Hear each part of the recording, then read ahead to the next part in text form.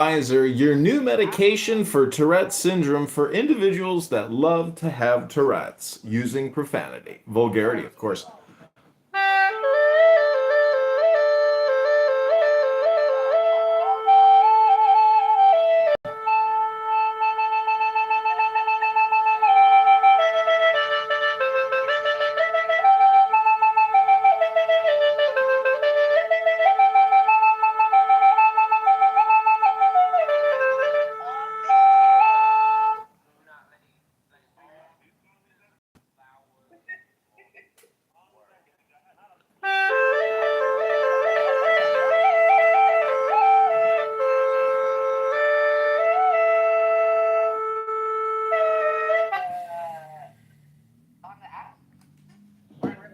Bigla, bigla, bigla, bigla.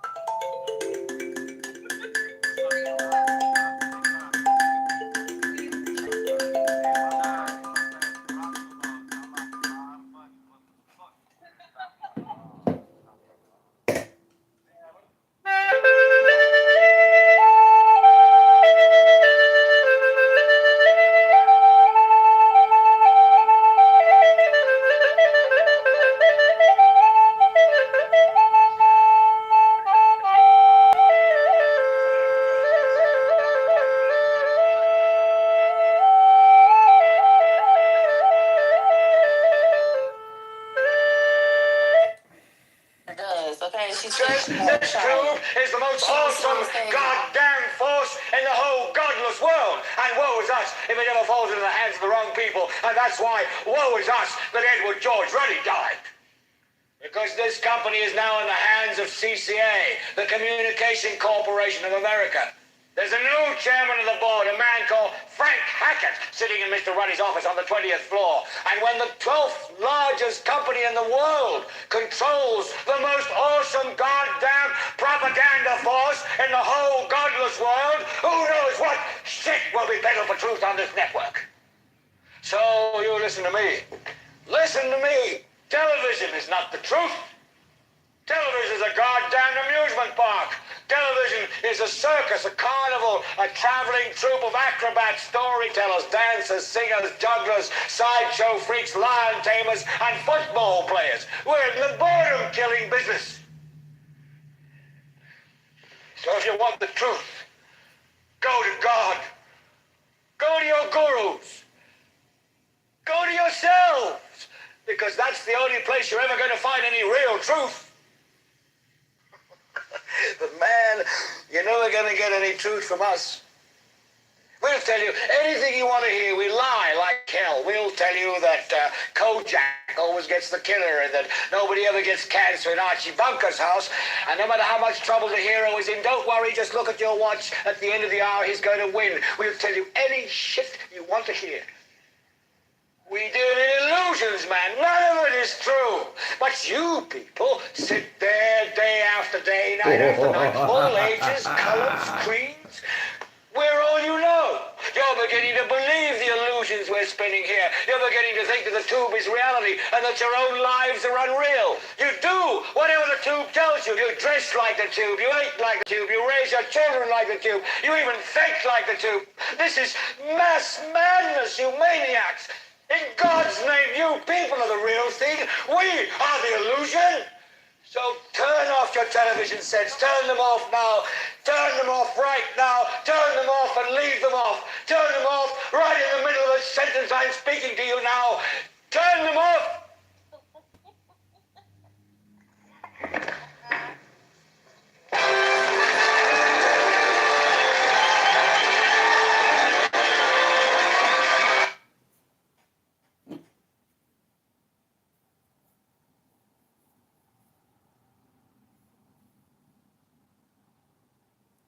Ladies and gentlemen, let's hear it. How do you feel? Ladies and gentlemen, the Network News Hour with Sybil the Soothsayer. Jim Webbing and his It's the Emma's Truth Department. Miss Matahari and her Skeletons in the Closet.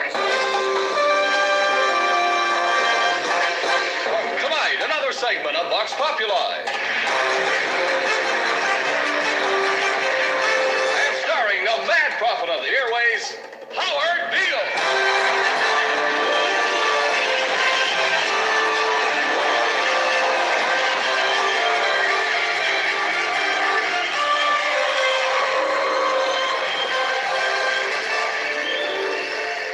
Edward George Ruddy dies today. Edward George Ruddy was the chairman of the board of the Union Broadcasting Systems, and he died at 11 o'clock this morning of a heart condition, and woe is us. We're in a lot of trouble. So, a rich little man with white hair died. What has that got to do with the price of rice, right? And why is that woe to us? Because you people and 62 million other Americans are listening to me right now. Because less than 3% of you people read books. Because less than 15% of you read newspapers. Because the only truth Some sort. you know is what you get over this tube. Right now, there is a hole, and Okay, we're gonna have to switch to the Dow Asian because I forgot already that there are some limitations here to what you can do with YouTube. Terrible things can happen to those of us careless enough to disrespect our ancestors.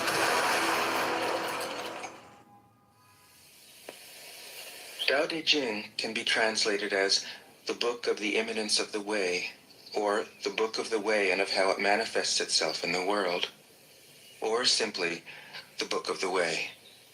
Since it is already well known by its Chinese title, I have let that stand. About Lao Tzu, its author, there's practically nothing to be said.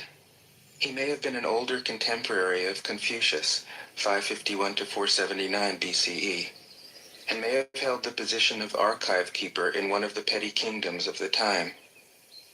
But all the information that has come down to us is highly suspect. Even the meaning of his name is uncertain.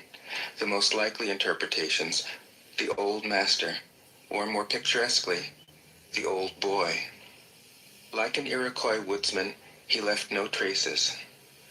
All he left us is his book, the classic manual on the art of living, written in a style of gem-like lucidity, radiant with humor and grace, and large-heartedness and deep wisdom, one of the wonders of the world.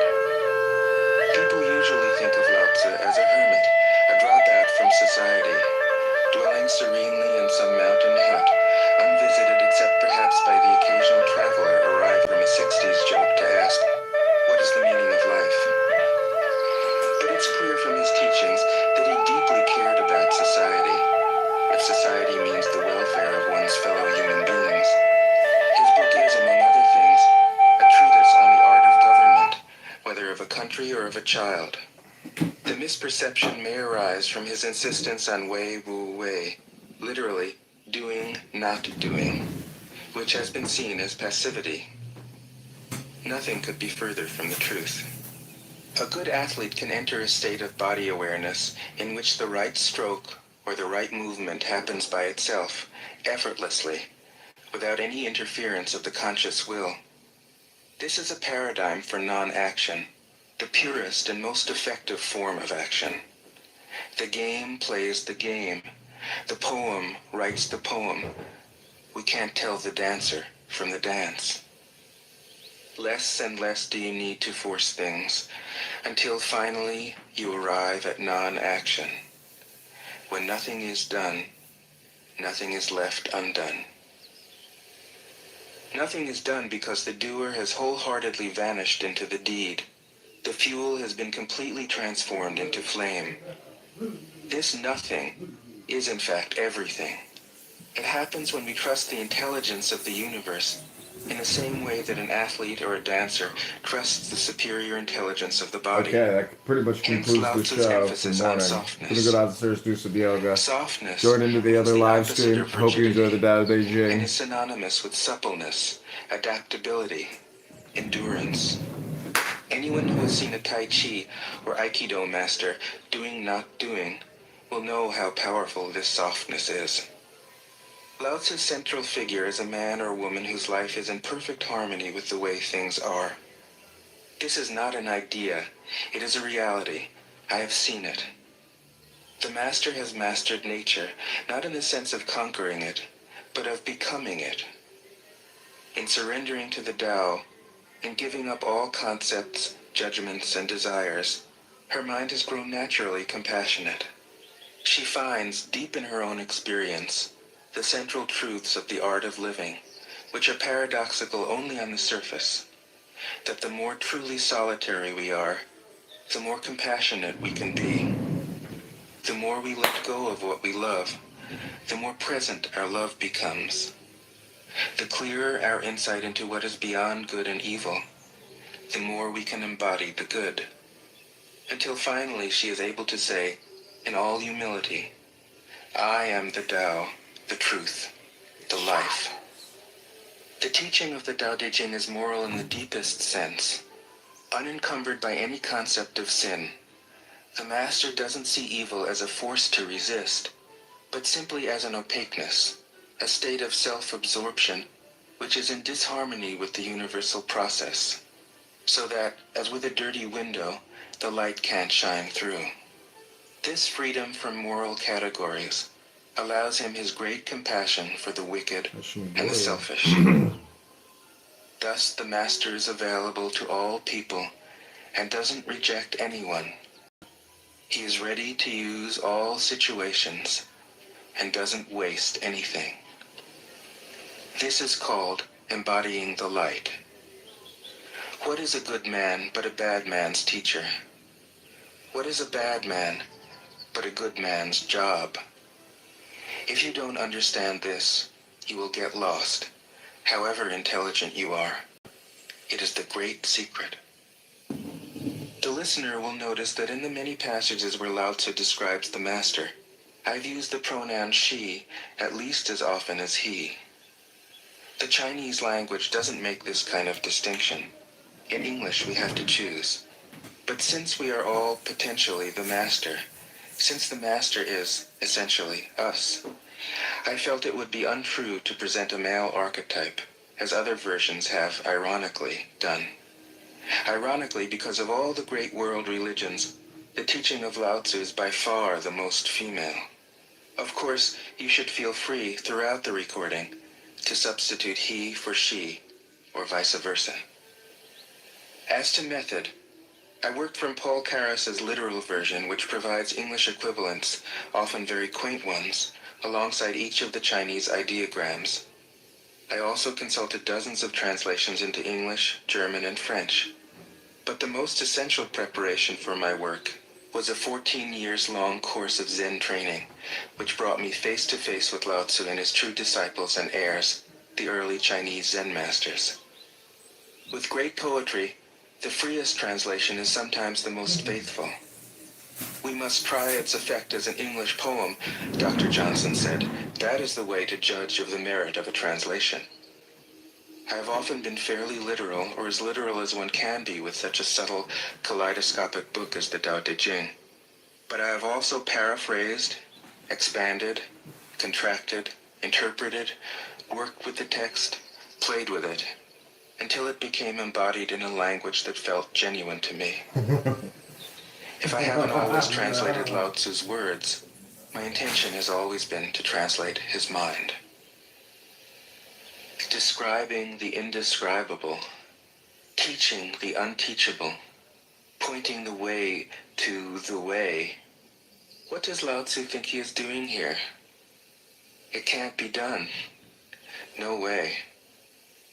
Hence, Po Chu-yi, poet and stand-up comedian, wrote, "He who talks doesn't know, he who knows doesn't talk." That is what Lao Tzu told us in a book of 5,000 words. If he was the one who knew, how could he have been such a blabbermouth? That's the problem with spiritual teachers. They have to be blabbermouths. But their words are, in the traditional Buddhist metaphor, fingers pointing at the moon. If you watch the finger, you can't see the moon. How meticulous the great masters had to be. A monk asked Matsu, "Why do you teach mind is Buddha?" Matsu said, "To stop a baby from crying." The monk said, "When the crying has stopped, what then?" Matsu said, "Then I teach, not mind, not Buddha." The monk said, "How about someone who isn't attached to either?" Matsu said, "I would tell him, not beings." The monk said, "And what if you met a man unattached to all things? What would you tell him?" Matsu said, "I would just let him experience the great Tao." In fact, the truth is right before our eyes, right under our noses. So simple that every child understands it. And yet, as Bankei said, the farther you enter into it, the deeper it is. Where is the way to the way? What a question. Still, for complicated minds, drastic measures are needed. Lao Tzu's book was written as a response, out of grandmotherly kindness. According to the oldest biography, Lao Tzu lived for a long time in the country of Chu, but seeing its decline, he departed. When he reached the frontier, the guard said, "Since you are going away, sir, could you write a book to teach me the art of living?" Thereupon, Lao Tzu wrote his book about the Tao, and departed. This is legend, but it is an accurate description of the way in which true teaching happens. He who knows doesn't talk, but words are no hindrance for him. He uses them as he would use gardening tools. When someone asks, he answers.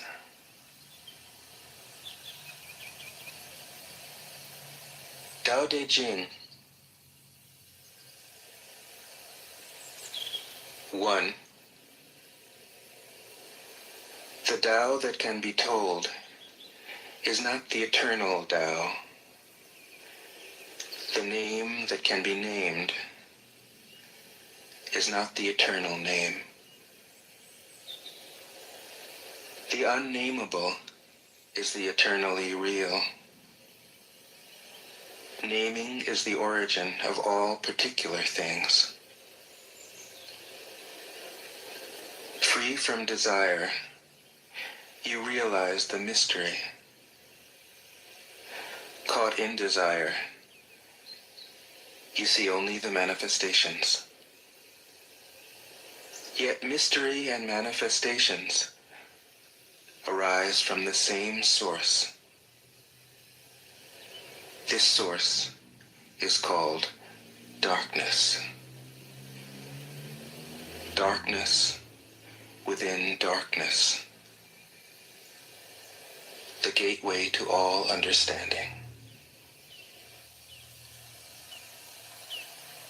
2. When people see some things as beautiful, other things become ugly. When people see some things as good, other things become bad. Being and non-being create each other. Difficult and easy support each other. Long and short define each other. High and low depend on each other. Before and after follow each other. Therefore the master acts without doing anything and teaches without saying anything. Things arise and she lets them come. Things disappear and she lets them go. She has but doesn't possess, acts but doesn't expect. When her work is done, she forgets it. That is why it lasts forever. 3. If you overesteem great men, people become powerless. If you overvalue possessions, people begin to steal. The master leads by emptying people's minds and filling their cores, by weakening their ambition and toughening their resolve. He helps people lose everything they know, everything they desire, and creates confusion in those who think that they know. Practice not doing, and everything will fall into place. 4. The Tao is like a well, used but never used up. It is like the eternal void, filled with infinite possibilities. It is hidden but always present. I don't know who gave birth to it. It is older than God.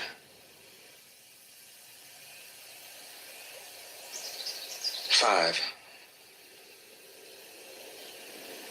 The Tao doesn't take sides. It gives birth to both good and evil. The Master doesn't take sides. She welcomes both saints and sinners. The Tao is like a bellows. It is empty yet infinitely capable. The more you use it, the more it produces. The more you talk of it, the less you understand. Hold on to the center. 6. The Tao is called the Great Mother. Empty, yet inexhaustible, it gives birth to infinite worlds. It is always present within you. You can use it any way you want. 7.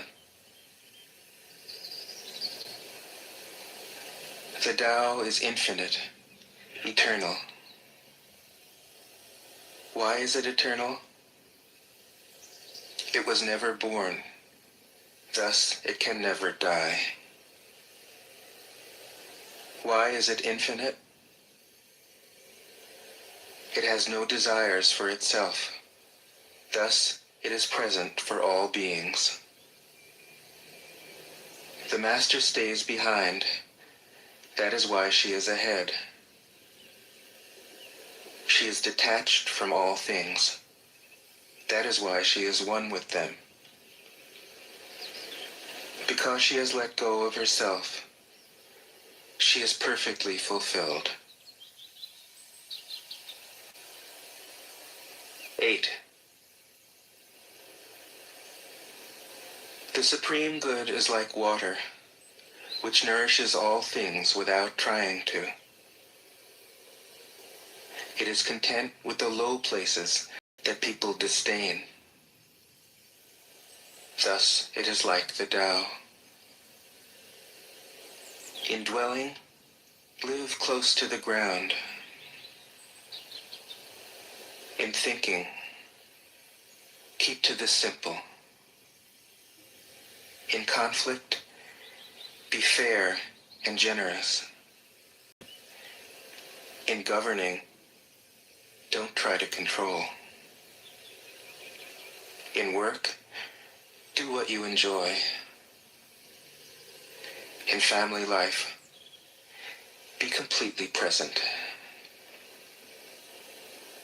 When you are content to be simply yourself and don't compare or compete, everybody will respect you.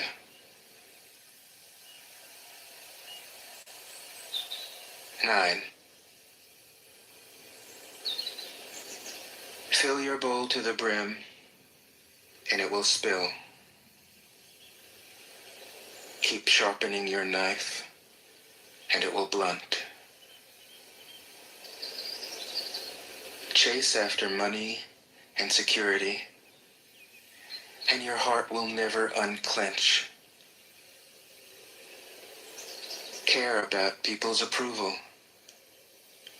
and you will be their prisoner.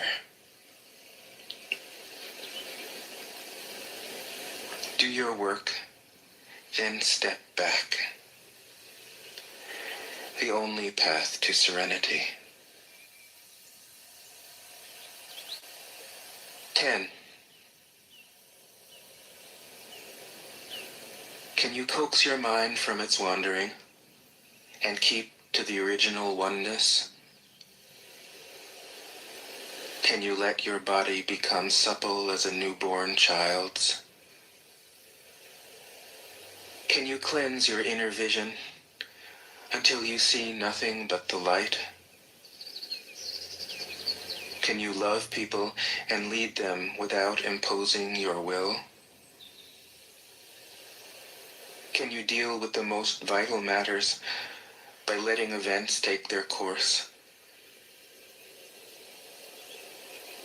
Can you step back from your own mind and thus understand all things?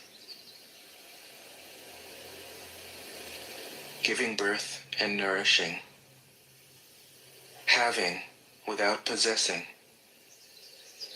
acting with no expectations, leading and not trying to control. This is the supreme virtue.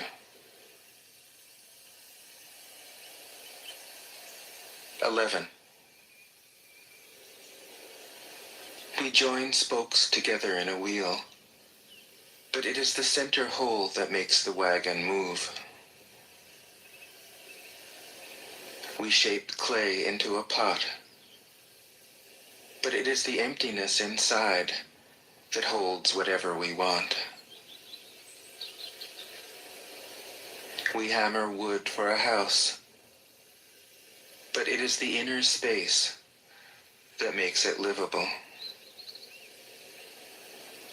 We work with being, but non-being is what we use.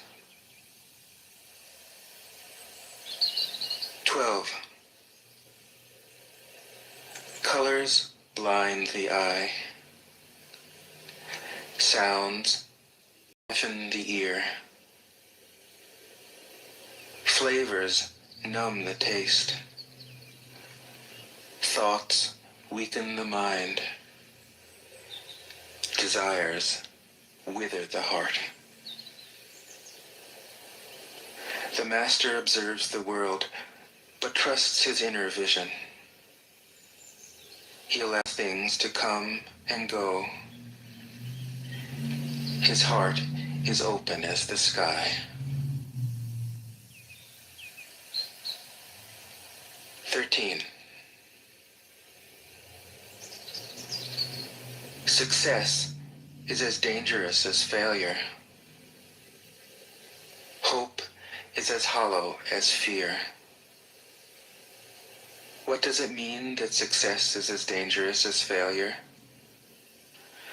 Whether you go up the ladder or down it, your position is shaky. When you stand with your 2 feet on the ground, you will always keep your balance. What does it mean that hope is as hollow as fear? Hope and fear are both phantoms that arise from thinking of the self. When we don't see the self as self, what do we have to fear? See the world as yourself. Have faith in the way things are. Love the world as yourself. Then you can care for all things. 14. Look, and it can't be seen. Listen, and it can't be heard. Reach, and it can't be grasped. Above, it isn't bright. Below, it isn't dark. Seamless, unnameable, it returns to the realm of nothing. Form that includes all forms. Image without an image. Subtle, beyond all conception. Approach it, and there is no beginning. Follow it, and there is no end. You can't know it, but you can be it, at ease in your own life. Just realize where you come from. This is the essence of wisdom. 15. The ancient masters were profound and subtle. Their wisdom was unfathomable. There is no way to describe it. All we can describe is their appearance. They were careful as someone crossing an iced-over stream, alert as a warrior in enemy territory, courteous as a guest, fluid as melting ice, shapeable as a block of wood, receptive as a valley, clear as a glass of water. Do you have the patience to wait till your mud settles and the water is clear? Can you remain unmoved till the right action arises by itself? The master doesn't seek fulfillment. Not seeking, not expecting. She is present and can welcome all things. 16. Empty your mind of all thoughts. Let your heart be at peace. Watch the turmoil of beings, but contemplate their return. Each separate being in the universe returns to the common source. Returning to the source is serenity.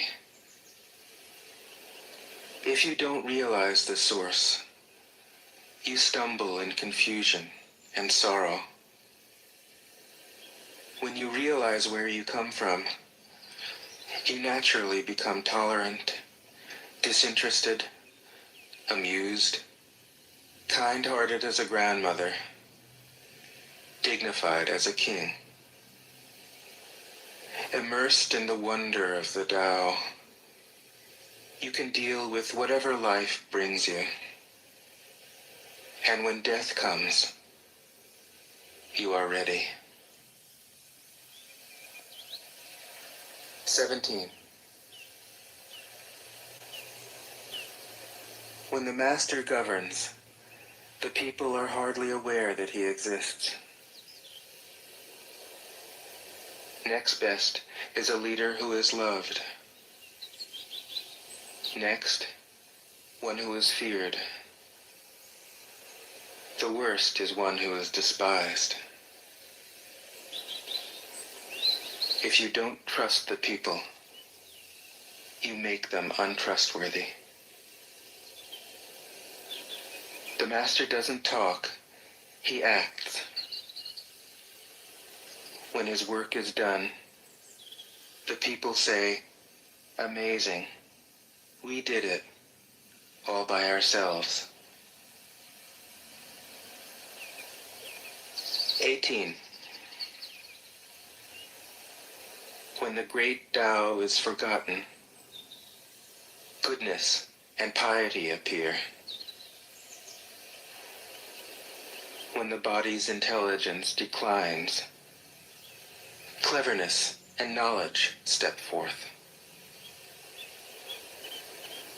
When there is no peace in the family, filial piety begins. When the country falls into chaos, patriotism is born. 19. Throw away holiness and wisdom, and people will be 100 times happier. Throw away morality and justice, and people will do the right thing. Throw away industry and profit, and there won't be any thieves. If these three aren't enough, just stay at the center of the circle and let all things take their course. 20. Stop thinking and end your problems. What difference between yes and no? What difference between success and failure? Must you value what others value, avoid what others avoid? How ridiculous. Other people are excited, as though they were at a parade. I alone don't care. I alone